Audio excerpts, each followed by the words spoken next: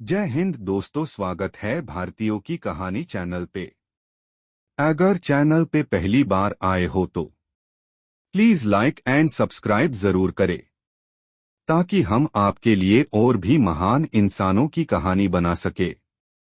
धन्यवाद। नेताजी सुभाष चंद्र बोस। जन्म, पुण्यतिथि, पराक्रम, उपलब्धियां और योगदान। नेताजी सुभाष चंद्र बोस का जन्म 23 जनवरी 1897 को कटक, उड़ीसा में प्रभाती दत्त बोस और जानकीनाथ बोस के घर हुआ था। उनके पिता कटक में वकील थे और उन्होंने राय बहादुर की उपाधि प्राप्त की थी। नेताजी सुभाष चंद्र बोस एक भारतीय राष्ट्रवादी थे जिनकी देशभक्ति कई भारतीयों के दिलों में छाप छोड़ गई है। उन्हें आजाद हिंद फौज के संस्थापक के रूप में जाना जाता है और उनका प्रसिद्ध नारा है, तुम मुझे खून दो मैं तुम्हें आजादी दूंगा। नेताजी सुभाष चंद्र बोस की 18 अगस्त 1944 को ताइवान के एक अस्पताल में एक विमान दुर्घटना में जलने के बाद मृत्यु हो गई थी। 2016 में प्रधानमंत्री मोदी ने सुभाष चंद्र बोस से जुड़ी 100 गोपनीय फाइलों का डिजिटल संस्करण सार्वजनिक किया। ये दिल्ली स्थित राष्ट्रीय अभिलेखागार नेशनल आर्काइव्स ऑफ इंडिया में मौजूद हैं।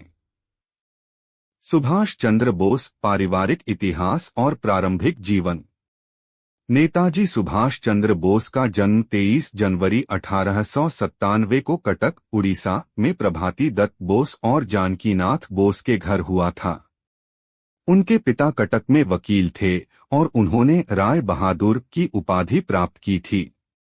सुभाष ने प्रोटेस्टेंट यूरोपियन स्कूल, वर्तमान में स्टीवर्ट हाई स्कूल, से स्कूली शिक्षा प्राप्त की और प्रेसिडेंसी कॉलेज से स्नातक किया। 16 वर्ष की आयु में वे स्वामी विवेकानंद और रामकृष्ण से प्रभावित हुए। इसके बाद उन्हें उनके माता पिता ने भारतीय सिविल सेवा की तैयारी के लिए इंग्लैंड के कैम्ब्रिज विश्वविद्यालय भेज दिया। 1920 में उन्होंने सिविल सेवा की परीक्षा पास की, लेकिन अप्रैल 1921 में भारत में राष्ट्रवादी उथल पुथल की सुनवाई के बाद उन्होंने अपनी उम्मीदवारी से इस्तीफा दे दिया और भारत वापस आ गए। सुभाष चंद्र बोस और भारतीय राष्ट्रीय कांग्रेस। वह असहयोग आंदोलन में शामिल हो गए जिसकी शुरुआत महात्मा गांधी ने की थी, जिनकी बदौलत कांग्रेस एक शक्तिशाली अहिंसक संगठन के रूप में उभरी। आंदोलन के दौरान महात्मा गांधी ने बोस को चित्तरंजन दास के साथ काम करने की सलाह दी जो आगे चलकर उनके राजनीतिक गुरु बने। उसके बाद वह बंगाल कांग्रेस के स्वयंसेवकों के युवा शिक्षक और कमांडेंट बन गए। उन्होंने स्वराज अखबार की शुरुआत की। सन 1927 में जेल से रिहा होने के बाद बोस कांग्रेस पार्टी के महासचिव बने और जवाहरलाल नेहरू के साथ भारत को स्वतंत्रता में महत्वपूर्ण भूमिका निभाई। सन 1938 में उन्हें भारतीय राष्ट्रीय कांग्रेस का अध्यक्ष चुना गया और उन्होंने एक राष्ट्रीय योजना समिति का गठन किया जिसने व्यापक औद्योगिकरण की नीति तैयार की। हालांकि यह गांधीवादी आर्थिक विचार के अनुरूप नहीं था, जो कुटीर उद्योगों की धारणा से जुड़ा हुआ था और देश के अपने संसाधनों के उपयोग से लाभान्वित था।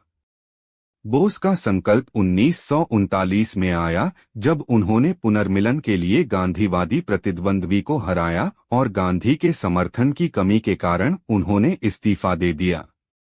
सुभाष चंद्र बोस और आजाद हिंद फौज। द्वितीय विश्व युद्ध के दौरान आजादी के लिए संघर्ष में एक महत्वपूर्ण विकास आजाद हिंद फौज का गठन और कार्यकलाप था, जिसे भारतीय राष्ट्रीय सेना या आईएनए के रूप में भी जाना जाता है। भारतीय क्रांतिकारी रास बिहारी बोस, जो भारत से भागकर कई वर्षों तक जापान में रहे, उन्होंने दक्षिण पूर्व एशिया के देशों में रहने वाले भारतीयों के समर्थन के साथ भारतीय स्वतंत्रता लीग की स्थापना की थी। जब जापान ने ब्रिटिश सेनाओं को हराया और दक्षिण पूर्वी एशिया के लगभग सभी देशों पर कब्जा कर लिया, तो लीग ने भारतीय युद्धबंदियों शामिल कर भारतीय राष्ट्रीय सेना का निर्माण किया। जनरल मोहन सिंह, जो ब्रिटिश भारतीय सेना में एक अधिकारी थे, उन्होंने सेना को संगठित करने में महत्वपूर्ण भूमिका निभाई। इस बीच सुभाष चंद्र बोस 1941 में भारत से भागकर जर्मनी चले गए और भारत की स्वतंत्रता के लिए काम करने लगे। सन 1943 में वह भारतीय स्वतंत्रता लीग का नेतृत्व करने के लिए सिंगापुर आए और भारतीय राष्ट्रीय सेना आजाद हिंद फौज का पुनर्निर्माण करके इसे भारत की स्वतंत्रता के लिए एक प्रभावी साधन बनाया। आजाद हिंद फौज में लगभग 45,000 सैनिक शामिल थे। सुभाष चंद्र बोस अब नेताजी के रूप में लोकप्रिय थे। 21 अक्टूबर 1943 को उन्होंने सिंगापुर में स्वतंत्र भारत आजाद हिंद की अनंतिम सरकार के गठन की घोषणा की। नेताजी अंडमान गए जिस पर जापानियों का कब्जा था और वहां उन्होंने भारत का झंडा फहराया था। सुभाष चंद्र बोस के प्रेरणादायी विचार अपनी ताकत पर भरोसा करो, उधार की ताकत तुम्हारे लिए घातक है। अगर कभी झुकने की नौबत आ जाए तब भी वीरों की तरह झुकना। सफलता की नींव हमेशा असफलता से ही होकर गुजरती है। जय हिंद।